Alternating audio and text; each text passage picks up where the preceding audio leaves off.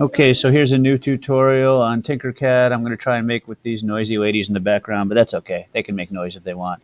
First thing I'm going to do is make some changes here to the title. I'm going to call this Christmas Tree.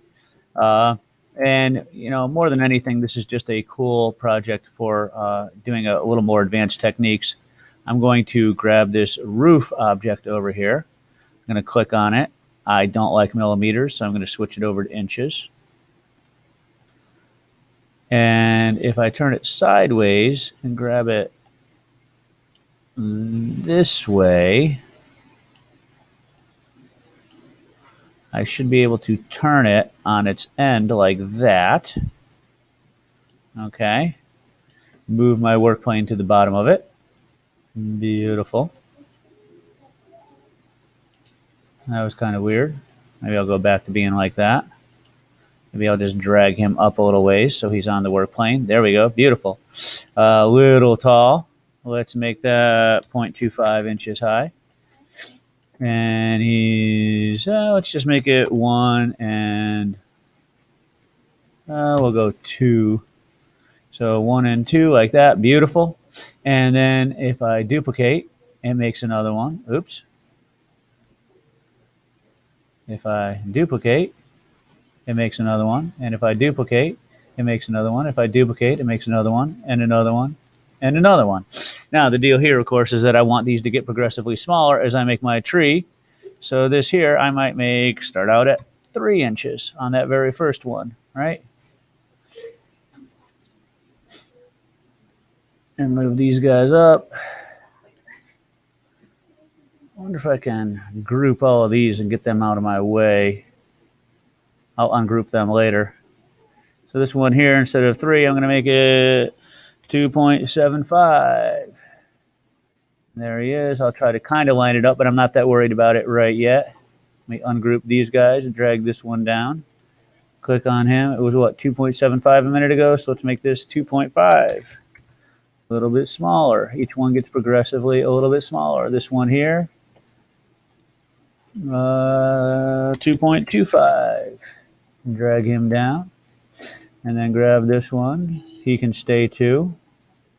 This one here, I'll make, I'm going to skip a little bit, make it 1.5, make it a little bit smaller, and make this one 1. And it's starting to look somewhat Christmas tree-ish, although they're not perfectly lined up. What I can then do is highlight all of them. Excuse me, use my align tool to line these. Oops, that was weird. Undo. Let me highlight all of these, click on my align tool, and make them centered. Holy cow, they already were. Maybe it's something about that smart duplicate tool that I was using.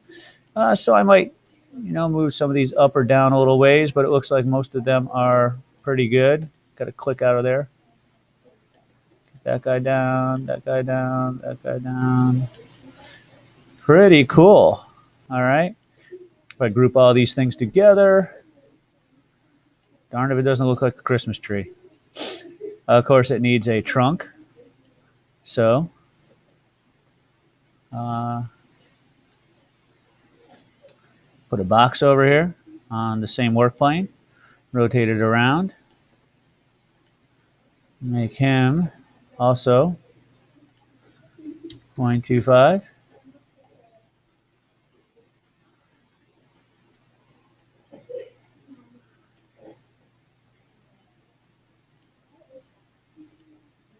Nope.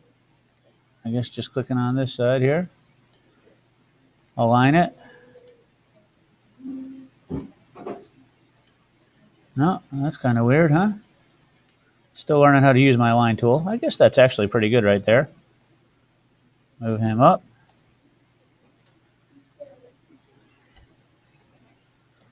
And group it. So now he's a part of that tree. And let's see. Maybe I'll put a work plane on top here. Grab some text. Ooh, that's awful big text. Make my text very tiny. Move it over here. That I should be able to align. Now the text is centered. Make it a little bit smaller. I'm probably going to have to center it again. Beautiful. And instead of text, I'm going to, no, just the text. There we go, text. Ha. Instead of text, I'm going to put this year in here, 2018. I suppose you can put your family's name or something like that. Ooh, that's a little tall, huh? That would look awkward if I 3D printed that. I'm going to bring that down to like an eighth. Oop, I had it to an eighth of an inch. There we go, 2018. Group it all so that it's all one object. And there's my Christmas tree. So using that duplicate and using my align tool pretty quickly, I was able to make something that looks pretty decent here. You know, depending on how fussy you are, you might want to change the distance between these things here, but I'm happy with that. So once again, I would export as an STL, of course, show your teacher first, and print this thing out, and you'd have a pretty cool little Christmas ornament. Of course, if you wanted to put something to hold the ornament on the tree, what you might do is grab one of these rings. Come on, ring. There we go. Get rid of him. For some reason, whenever I put a ring in here, it goes underneath my work plane. I've noticed that in some of my other projects, so I'm just going to drag it up.